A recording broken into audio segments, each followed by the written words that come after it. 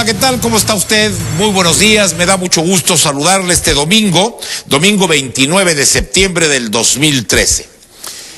Vamos a tener un tema muy interesante. El pasado 8 de septiembre, el presidente de la República, Enrique Peña Nieto, presentó su propuesta de reforma hacendaria con lo que se pretende incrementar los ingresos tributarios a las arcas públicas, ofreciendo cambios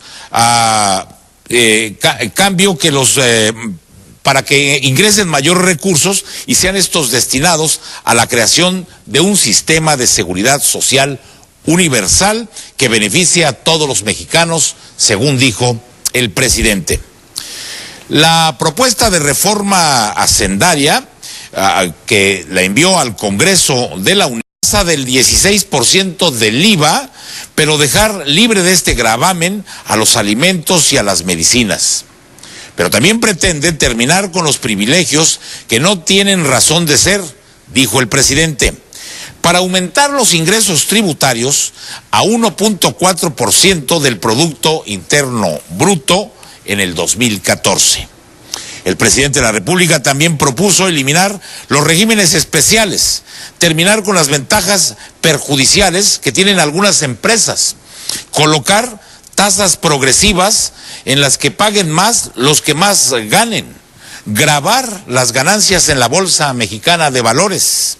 El objetivo, le digo, es que todos contribuyan sin excepción, sin ventajas para nadie, aportar al país, desde luego, en la medida que nuestras posibilidades tengan.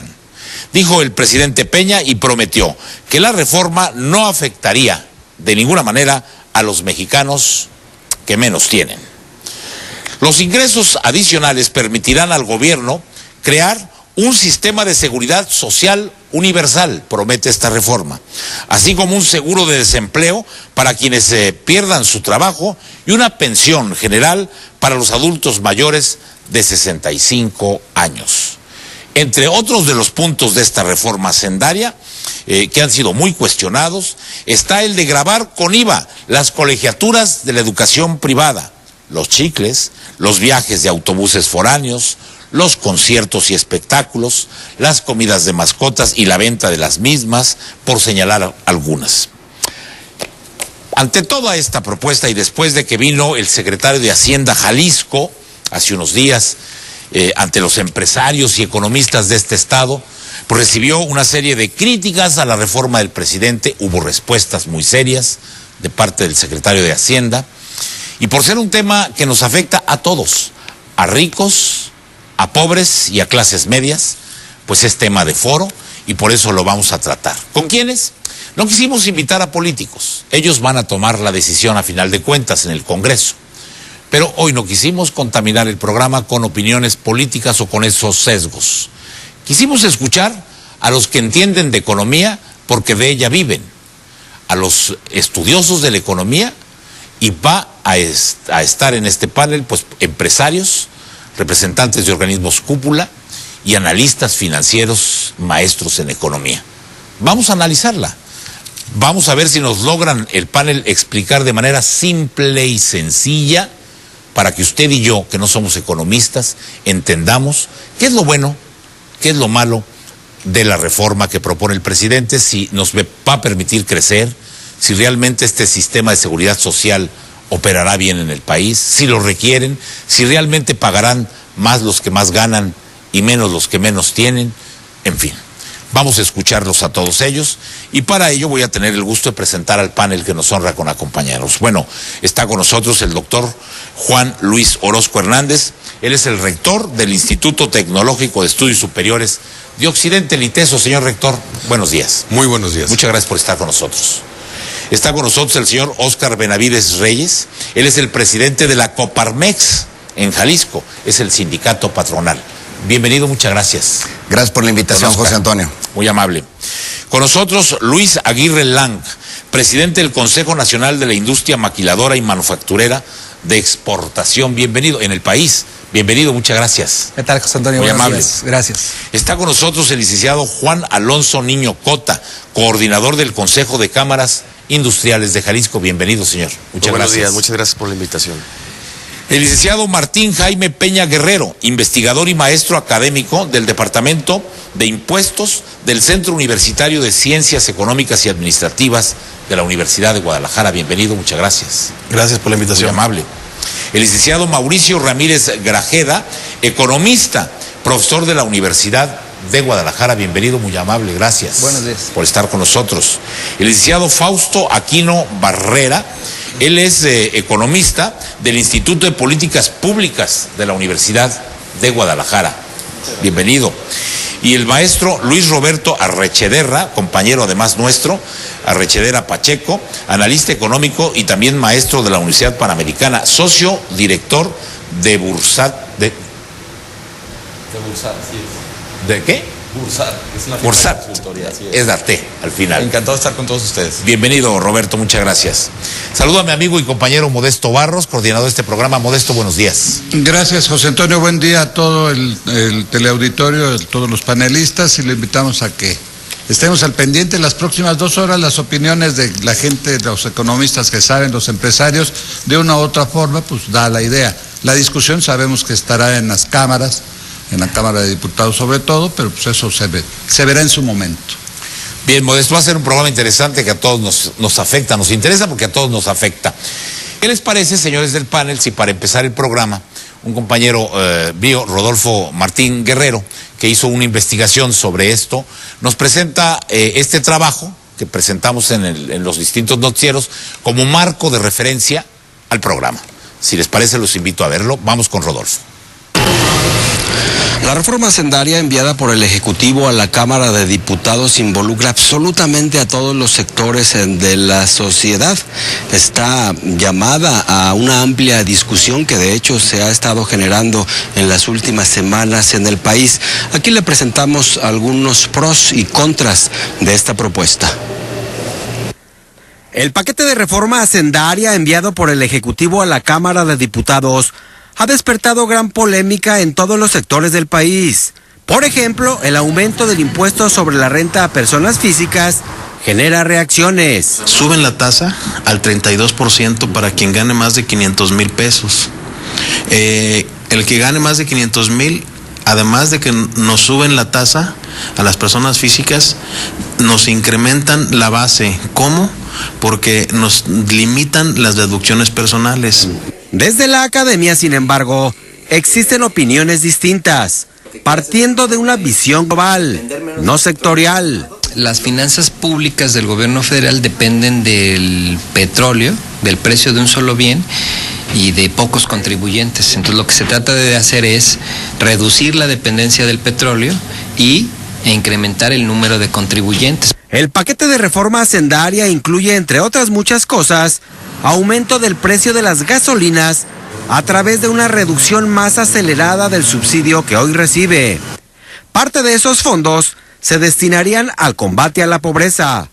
Actualmente el 80% del financiamiento a programas sociales se queda en el aparato burocrático. Es mucho más amplio el subsidio que recibe la gasolina que el subsidio que se otorga a los ciudadanos a través del programa Oportunidades.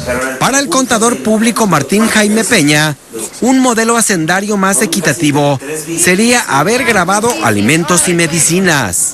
Por ser un impuesto, el IVA, un impuesto al consumo, es más sencillo de recaudar y controlar. Hay quienes discrepan, como el economista Mauricio Ramírez.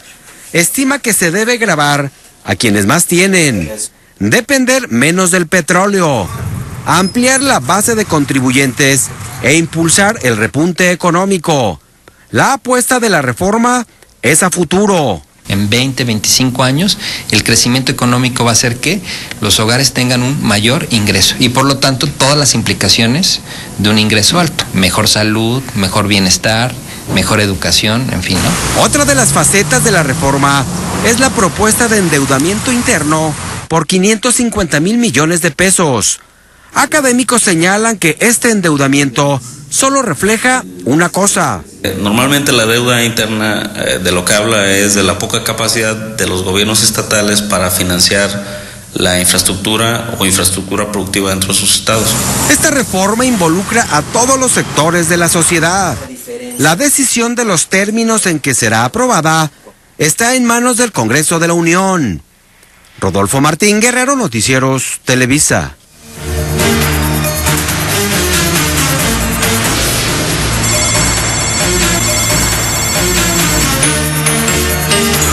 A ver, me gustaría comenzar preguntándoles, porque he oído todo tipo de opiniones con esta propuesta de reforma hacendaria del presidente de la República. Yo quisiera que me dijeran 2, 3 de ustedes o todos, ¿qué es? ¿Una reforma hacendaria o queda en una miscelánea? Porque he oído este tipo de opiniones. Por favor, ¿quién toma la palabra? Don Oscar. Bueno, mire, José Antonio, se habla de que si es una reforma hacendaria, si es una reforma fiscal o si es una miscelánea fiscal. De alguna manera, si es una reforma hacendaria, debe de tener 2 elementos para que sea hacendaria. Debe tener la parte de ingresos y la parte de egresos. En la parte de ingresos están los trabajadores, los profesionistas y los empresarios que pagamos los impuestos, al menos los formales. Y del otro lado, pues están los burócratas que los gastan. Y en esta es la parte que no estamos viendo, en la parte de los gastos, la suficiente transparencia, detalle del qué, quién, cuándo, cómo, dónde, de los gastos. Entonces, sentimos que por la parte de los ingresos se está apretando a los mismos, la misma base de contribuyentes. Creemos que se desaprovechó una oportunidad de oro, que probablemente no se vuelva a dar hasta dentro de unos 5 o 6 años, de poder ampliar esa base a través de los impuestos al consumo. Y estos impuestos al consumo son una recomendación no de algunos técnicos mexicanos, en general es de la OCDE. O sea, el IVA en alimentos y medicinas. En pocas palabras, que si hubiera sido, en Coparmex teníamos una propuesta de 5% y con una serie de mecanismos para proteger a las clases más vulneradas. O sea, no se les desprotege, pero sí se amplía la base. Y con esto se mete a una buena cantidad de gente que está en este momento en la economía informal y que no está pagando impuestos. Eso es un poquito parte de la pregunta. Okay. Pero entonces vuelvo a la pregunta inicial. ¿Para ustedes reforma hacendaria o una reforma fiscal? No, no lo estamos viendo como hacendario. Nos gustaría que fuera hacendario y esto requiere la parte de egresos que se nos detalle mucho mejor. A ver, dígame. Para el sector industrial en Jalisco, que representa el Consejo de Cámaras Industriales de Jalisco, sí esperábamos una reforma hacendaria que fuera propositiva, que impulsara a los diferentes sectores y que nos hiciera más competitivos. Y al momento de que presenten una reforma que es meramente recaudatoria y fiscalizadora, deja a muchos de los sectores que hoy en día son líderes a nivel nacional, que están aquí en Jalisco, fuera de competencia. Es por eso que ante esta gran oportunidad que hoy en día el presidente de la República está presentando las reformas constitucionales, sí veíamos como una oportunidad que esta reforma fuera para impulsar el desarrollo económico de los sectores productivos y no meramente que fuera una reforma que fuera solamente los mismos contribuyentes y no ampliaran esa base gravable. Dígame. No cabe duda, Pepe, que efectivamente el gobierno está visualizando que en el próximo año se requieren mayores recursos derivados de la baja en el crecimiento económico de este 2013. Si recordamos, el año pasado esperábamos todos que creciéramos al 4%, ya se dice que vamos a crecer por abajo del 2%, 1.8, 1.9, según diversos analistas, y eso genera una disminución en el ingreso. Y esta reforma, estas modificaciones que se hacen al esquema fiscal, pues está tratando de disminuir el impacto que tendrá el gobierno en ámbitos de sus ingresos para poder continuar con su gasto. Está muy bien que se tenga pensado hacer una mayor, digamos, distribución de la salud, que haya infraestructura, es muy bueno. Sin embargo, me parece que se quedó corto en el ámbito de buscar impulsar un sector medio de la economía, a la clase media, para poder impulsar mayores generación de puestos de trabajo y también mayor ingreso para el gobierno. Me parece que ahí se quedó muy corto el gobierno y coincido con Oscar en el sentido de que se nos fue una oportunidad de oro iniciando este gobierno. ¿Quién más? Dígame. Bueno, yo quiero hacer un comentario respecto a las primeras 2 observaciones, ¿no? Definitivamente es una reforma hacendaria. El problema es que no se le ha prestado tal vez la atención suficiente al área de la comprobación del gasto. Efectivamente, esta propuesta sí trae un control del gasto, por ejemplo, en las participaciones federales y en las aportaciones federales. Y esto en cierta forma es bueno porque todos sabemos, por lo menos los que estamos en el foro, que las participaciones federales siempre se usan de manera discrecional. Entonces, lo que se pretende con la parte de la miscelánea fiscal es efectivamente tratar de gravar ciertos productos que no se estaban grabando, y digo productos en términos fiscales, no necesariamente de conceptos, de catálogos de productos, de bienes de consumo.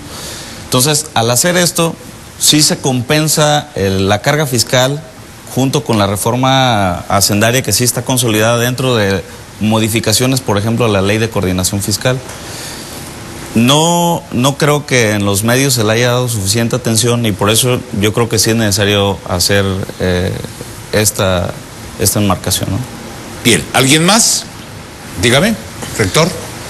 Sí, yo creo la reforma hacendaria en su intención tiene muy buena intención, buena voluntad. Ya en sus mecanismos tiene algunos aspectos buenos, otros muy discutibles.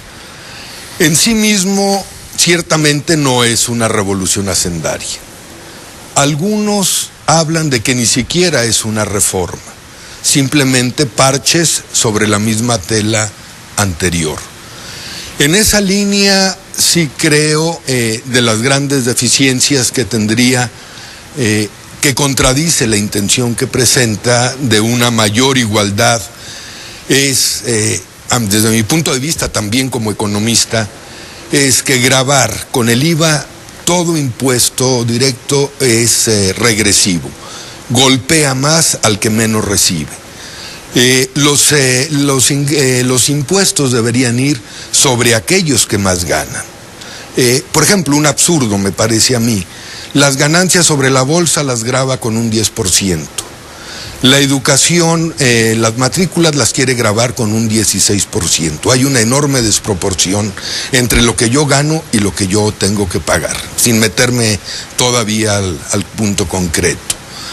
En la medida que se gravara más las ganancias y los sueldos, tendrían, y ampliar esa base también, estoy totalmente de acuerdo, los ingresos serían mucho mayores y tenderían a ser más igualitarios en su reparto. Es absurdo que grave con el 32% a quien gana, que desde ahí empieza el límite, 42,000 pesos, a quien gana 300,000 con el mismo 32%. En cantidad de países se llegan los impuestos que tienen que ser progresivos, ascendentes, a un 70-72% a los grandes ingresos.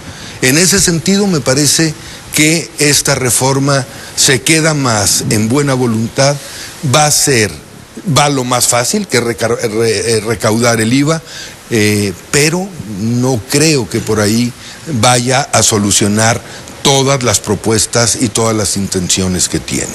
Perfecto. Sí. Bueno, lo que es evidente es que es una reforma recaudatoria, ¿sí?, que busca obtener 240,000 millones, cifras de las propias iniciativas, por los ingresos, modificando el impuesto sobre la renta, el IVA, el IEPS, a las importaciones temporales. Entonces, es con el fin de a los mismos, a los que son informales, le nace un régimen de incorporación fiscal, que ese régimen es para que voluntariamente vayan y se inscriban, para quien tiene ingresos hasta 1 millón de pesos. Nadie lo va a hacer, ¿sí? Entonces es una reforma recaudatoria. Eso es evidente. Por favor, maestro, su opinión. Bueno, hay en la reforma también está acompañada, hay una parte en donde hay una serie de modificaciones a las leyes para que las personas o las empresas que estén fuera del sector formal se incorporen. ¿Cuáles son los incentivos? Uno de ellos es que habrá un seguro de desempleo. No es universal el seguro de desempleo, es un seguro de desempleo que van a ser, digamos, los beneficiarios van a ser los que estén en el sector formal. Entonces se está creando un incentivo para que esas empresas se incorporen. Por el otro lado también hay, en el lado del gasto, como decían nuestros compañeros, hay una parte que es el mejoramiento de la educación, a centros de investigación, a universidades, a investigadores, y por el otro lado también hay una ayuda a la ampliación de la seguridad social en México, para hacer un sistema de seguridad social universal. Por ahí el gobierno está tratando de vender su proyecto y decir, bueno, recaudo por un lado y por el otro lado voy a gastar en esta parte. Yo creo que en donde todos coincidimos es que siempre se le aumentan los impuestos a las personas que están cumpliendo.